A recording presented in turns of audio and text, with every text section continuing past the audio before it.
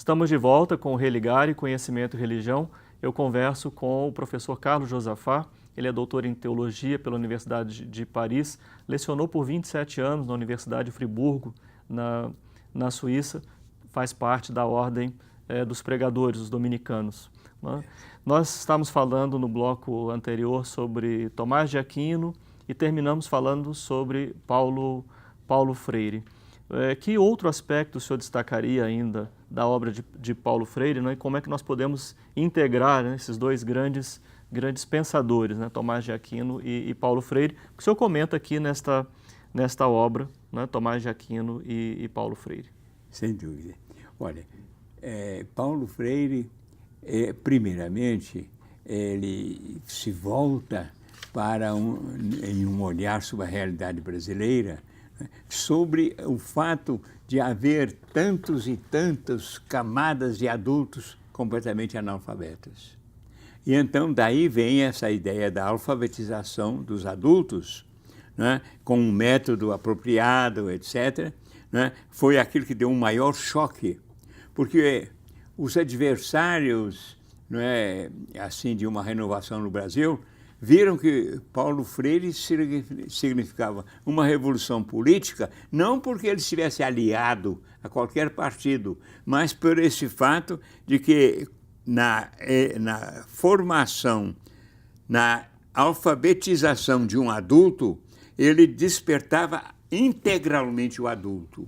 E você não vai saber apenas, é muito importante saber ler e escrever para atuar na sociedade, mas é importante que você chegue a ter uma consciência lúcida de todos os problemas e tome posição. Bem, de modo que há um grande núcleo que ele pode dizer, Paulo Freire, a educação dos adultos. Nesse sentido, eu assisti nesse momento da plenitude da vida de Paulo Freire, nós dois estávamos ligados, eu trabalhando no jornal e dirigindo mesmo, o jornal que eu fundei, né, Brasil Urgente, e ele, então, fazendo, né, o trabalho dele e orientando e formando muitos educadores. Pois bem, então, acontece que o ministro da Educação em Brasília, Paulo de Tarso, ele convidou Paulo Freire, né, a fazer, então, um movimento de alfabetização dos candangos, aqueles que, né, estavam construindo Brasília e quase todos, então, analfabetos, etc., né? E era naquele tempo, né, gente, que ele cantava, né? Você conhece o pedreiro Valdemar, faz tanta casa e não tem casa para morar. Então, esse Valdemar, né, que não tem casa, não tinha educação, não tinha conhecimento de tudo e tal coisa. Então, fizemos uma reunião sob a presidência do ministro, em Brasília, no Torto, e chegamos então, o Paulo Freire explicou para uns 30 líderes do Brasil. O seu método, a sua proposta. O próprio dele, foi muito maravilhoso isso, né? É engraçado que eu anotei, eu fiz uma anotação que Brasília é tão pobre que nem dava ali papel para a gente escrever nem nada, eu anotei. E mais tarde, quando eu me encontrei com o Paulo Freire, já na Suíça, quando ele, depois do exílio dele, do meu exílio e tudo, pois bem, então, nesse caso, eu perguntei a ele se ele se lembrava. Ele me lembrou-se, ele falou, olha o que você falou. Agora, infelizmente, ele falou, me dê esse cara, né? E eu perdi, mas era interessante porque é muito simbólico, né? Pois bem, olha, o que acontece é o seguinte, eu participei, então, desse trabalho sobre Paulo Freire imediatamente, né, de ensinar os candangos. Então, a gente trabalhava de noite, etc. E foi aí, por exemplo, que a questão da palavra, não é, assim, fundadora, né, a palavra de base para ensinar a alguém a ler, né, que a turma era o primeiro contato, né, escolher o tijolo. E então foi isso, o tijolo era projetado ali, né? E daí sempre, mas sempre ligando o tijolo assim, você trabalha assim com os tijolos. Quando você trabalha levantando, carregando, passa um cara carregando tijolo, né? Você ganha suficientemente?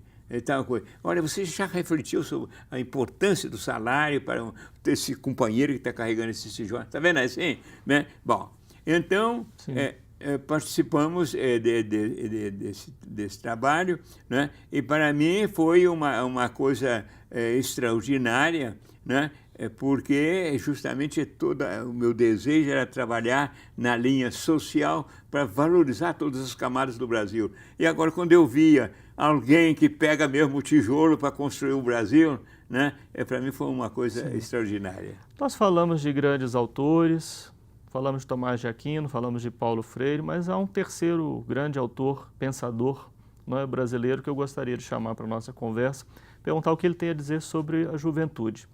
O que Carlos Josafat tem a dizer para a juventude no momento que nós vivemos hoje? Olha, então, é interessante, não é? Nesse livro que nós estamos publicando, que é um livro mesmo assim coletivo, porque são 36 líderes que me colocam perguntas e eu respondo, não é? Pois bem, então nesse livro temos um capítulo do Padre Libânio, grande jesuíta, né, coisa.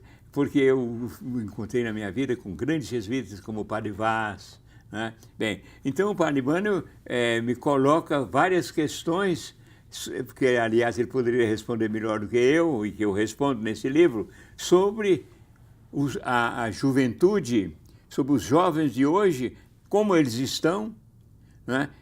Que atitudes estão tomando, como eles são às vezes bem orientados, como são às vezes manipulados, como às vezes eles se tornam apenas aí uma peça, né, nesse sistema econômico, né, para querer ganhar mais dinheiro. E então colocamos assim a situação atual, né, as possibilidades e o futuro que nós desejamos e que estamos prevendo com muito gosto para os jovens de hoje.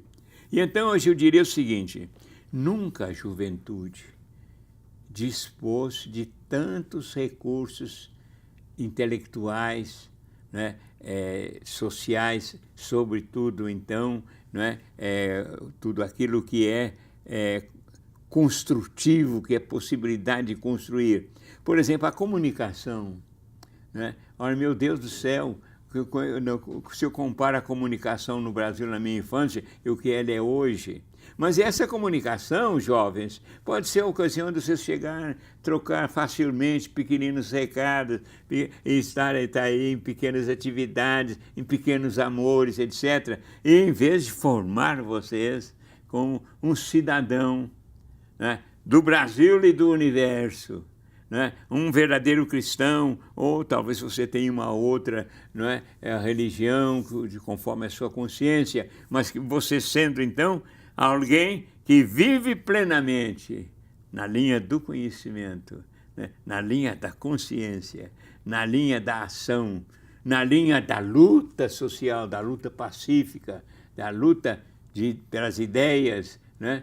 Então, eu acredito que tudo que nós estamos esperando significa a juventude vai assumir a sua responsabilidade. Frei Carlos, eu agradeço muito. O Religare se orgulha de participar das comemorações dos seus 95 anos. Eu agradeço a sua participação aqui, ter vindo falar sobre a sua trajetória e sobre os seus principais interesses. Muito obrigado e a gente mantém a casa aberta para o senhor vir aqui, sempre que o senhor puder, estando em Belo Horizonte, para vir aqui conversar conosco. Muito obrigado. Obrigado. A coisa mais importante do mundo, gente, é a amizade e uma comunhão de amizade. Muito obrigado. Nós agradecemos. O Religare, Conhecimento e Religião, é um projeto de extensão do Programa de Pós-Graduação em Ciências da Religião da PUC Minas. Você pode conhecer as nossas atividades e cursos de especialização, de mestrado e de doutorado acessando a página pucminas.br/ppgcr. Religare de hoje fica por aqui. Eu agradeço a nossa equipe, agradeço aos colaboradores e às colaboradoras da campanha Faço Parte e a você que nos acompanha, especialmente também o Frei Léo, seu amigo, que tornou possível o nosso encontro.